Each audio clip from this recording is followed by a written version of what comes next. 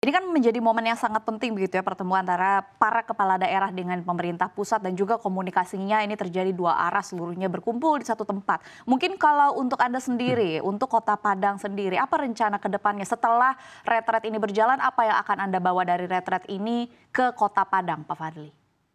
Ya, ya ternyata untuk menginstruksikan kepatuhan dan juga eh, tertib dalam berorganisasi, dalam melaksanakan kegiatan sehari-hari itu tidak mudah ya.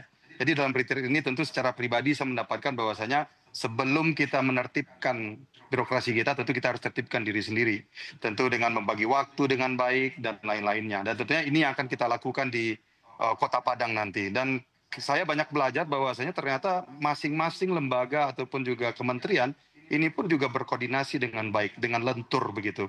Nah, sehingga tentu ini menjadi inspirasi bagi kami, khususnya di Kota Padang yang bercita-cita untuk menjuarai indikator-indikator pembangunan kota. Karena kita adalah ibu kota, tentunya harus memiliki pondasi yang baik ya, dan harus menjalankan seluruh birokrasi pemerintahan dengan super excellence, karena akan menjadi contoh dan panutan dari kabupaten kota di Sumatera Barat khususnya. Sehingga kami berniat melalui visi adalah bagaimana menjadikan Kota Padang kota pintar dan kota sehat. Kota pintar, kota sehat ini adalah indikator-indikator pencapaian paripurna untuk sebuah kota. Dan saya sangat bersyukur dalam retreat ini saya mempelajari bahwasanya Bapak Presiden pun juga menginginkan Kota Padang, Indonesia ini menjadi Indonesia yang pintar, Indonesia yang sehat. Karena untuk mengejar visi generasi emas di 2045, dua indikator ini betul-betul harus terimplementasi dengan baik. Ya, kalau bisa misalnya berbicara tentang kota sehat ada 6 indikator pencapaiannya, 9 mohon maaf, kota pintar ada 6 indikator pencapaian dan insya Allah di 5 tahun ke depan ini akan kita fokuskan. Pak Fadli sendiri juga sebelumnya pernah menjabat menjadi wali kota Padang Panjang begitu ya.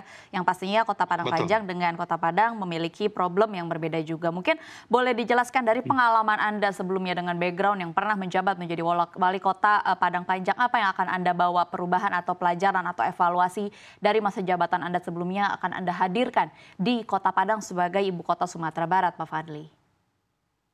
Ya, saya mempercayai bahwasanya the devil is in the detail. Bagaimana selaku wali kota, kita bukan hanya selaku pemimpin, tetapi juga adalah sebagai manajer kota.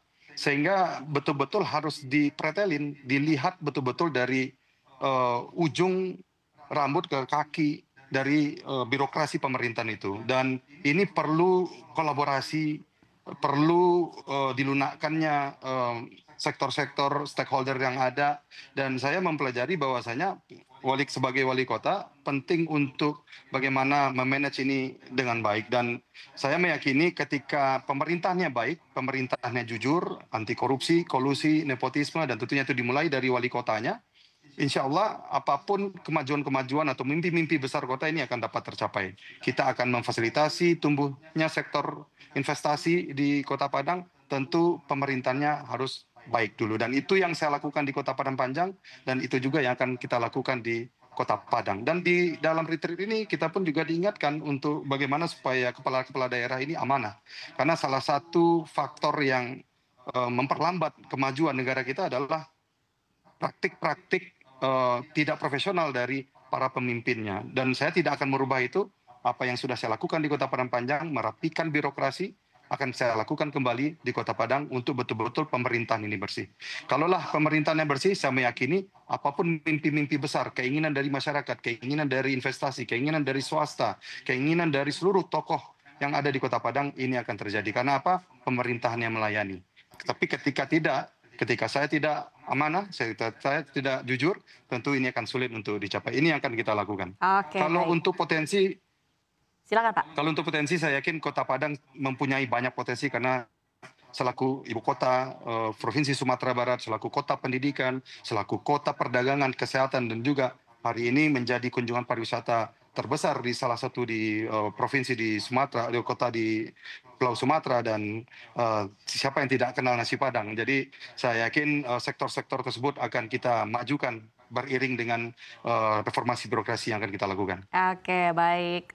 Di retret ini kan juga saya yakin Pak Fadli seperti informasi yang beredar juga kan pemberi materi adalah terdiri dari para menteri. Kemudian kita tahu bahwa di hari kemarin sudah ada Wakil Presiden Republik Indonesia Gibran Rakabuming Raka yang juga sudah memberikan arahan. Apakah ada komunikasi dua arah begitu Pak? Pertanyaan saya adalah kalau dari Pak Fadli sendiri apa yang disampaikan atau apa yang disampaikan dari para pemberi materi khusus untuk Kota Padang begitu, secara khusus atau secara kota sendiri begitu Pak Fadli? Ya, yang membuat saya salut adalah hari ini di handphone saya sudah punya beberapa nomor petinggi-petinggi ataupun menteri-menteri, ketua KPK, Kapolri, dan Jaksa Agung, dan lain-lain, Pak. Jadi ketika retreat, ini sangat-sangat kita apresiasi. Para pembicara pun juga dengan rela, ikhlas memberikan nomor telepon pribadinya.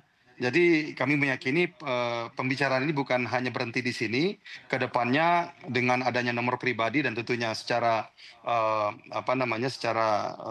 pemerintahan nanti kita akan juga berkumpul dan bertemu dengan beliau-beliau tersebut. Tapi yang paling penting adalah penyamaan persepsi. Itu yang paling saya dapatkan, bahwasanya ternyata apa yang sudah kita susun selama ini di Kota Padang untuk 5 tahun ke depan bisa kita sinkronkan dengan apa yang sudah dibicarakan oleh para menteri tersebut. Mungkin sebelumnya hanya sepenggal-sepenggal pengetahuan kami tentang apa yang menjadi cita-cita dari kementerian-kementerian ataupun cita-cita dari Bapak Presiden. Namun hari ini kami sudah memiliki pemahaman yang Ya, kali silakan ini Pak. kami memiliki pemahaman yang cukup komprehensif tentang apa-apa saja yang menjadi cita-cita bangsa dan negara. Sehingga dengan mensinkronkan nantinya dan tentunya komunikasi yang akan dijalin, ya kita terima kasih sekali lagi atas nomor-nomor yang sudah diberikan kepada kita. Ini akan kita follow up ke depannya, Mbak. Oke.